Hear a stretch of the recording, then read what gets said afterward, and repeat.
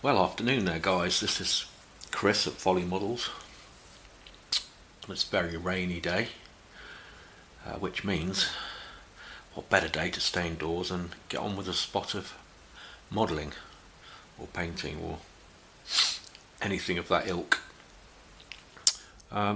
Which brings us to the great fun I'm having at the moment with the 1/35th scale Zvezda German Infantry Eastern Front 1941-1942. Now these four figures which come with this set should have really been finished a couple of months ago, but I just, down to one reason or another, I just haven't had time to do any modelling. But now I do.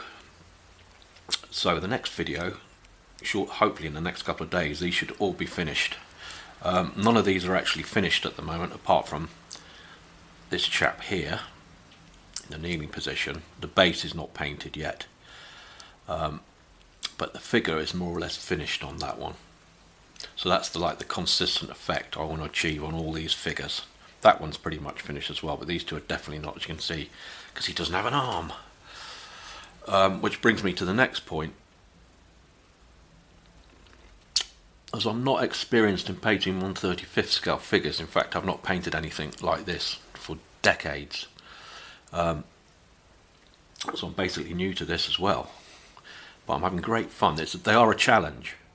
Definitely recommend these kits for a beginner, price wise anyway, but also for the fact that they do stretch you a little. By that I mean you have to decide which of the pieces of equipment you paint on the sprue, or whether you stick them all onto the figure and then start painting them. I'd basically say it's a bit of both. You've got to do a bit of both, because if you stick them all on, you've got to be very, very careful when it comes to painting that you're not constantly getting over on the rest of the uniform, and vice versa, so you can end up making more work for yourself. It can get quite frustrating. But I'd basically paint what you can on the sprue and then stick them on and paint the rest on the figure. Of course, although experienced modelers out there will know that two painted pieces of plastic don't always adhere well with the cement. They can keep coming off, but you just have to scratch a little bit of paint off, then glue them back on. Then once you've varnished the figures, because these are all going to be varnished in matte varnish, clear varnish, that should do the job and hold them on.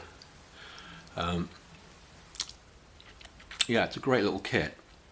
Some of the sprue gates are very solid, so you have to be rather wary when you're cutting out some of these small pieces of equipment like the rifles or the spades, water bottles, that kind of thing.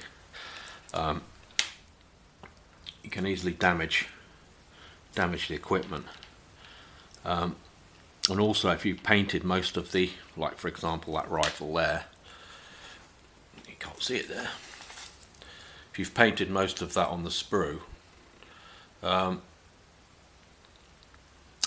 obviously when you cut that off, it's going to create some little marks where you're going to see the plastic, so you're going to have to touch that up. But you'll find ways, it's just experience. Just keep going. Just buy the kits, make them. Don't worry about making mistakes. I've made plenty. Everyone does. That's how you get better. The other thing with these models, this is the one. I'm going to show you this one. Well, as I was about to say before, the camera irritatingly ran out of memory space, so I had to go back and start deleting. Yawn. Yeah, back to the figures. This one here. This crouching soldier who's in a state of what I'd call finished. Added some sort of white textures.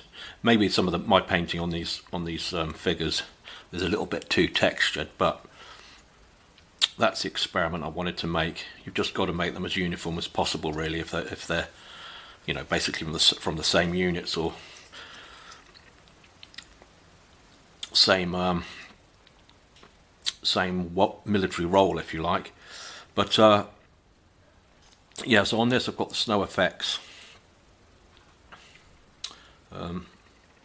It's what I'd call fairly subtle in parts. It's not Hopefully it's not too overdone. Fairly pleased with that one, really. Back to the other point, what I could have done, and I haven't done with these figures, is there are seam lines. How do I get this? We've got seam lines along the shoulder areas where the arms were glued on. You can see there, look, just about here, we've got seam lines. Now they could have easily been filled. You can see that a bit better now. Sort of this area here. Now I could have filled those and got a smoother result, but you know, a few coats of varnish on that, you can't. They're not really that prominent, and it's not really an issue for me. I'm not a massive perfectionist, he says. So yeah, pleased with the way these are going, and there'll be another video of the final reveal of these very shortly. Next couple of days these will be finished, amongst other jobs I've got to do, and then on to some more models I've got in the stash. There's all kinds of wonderful things at the moment. I've got various aircraft, I've got some more figures, some more tanks, so there's a few more coming the way of onto the modelling tree. So thanks for watching, and I'll see you on the next video. Bye for now.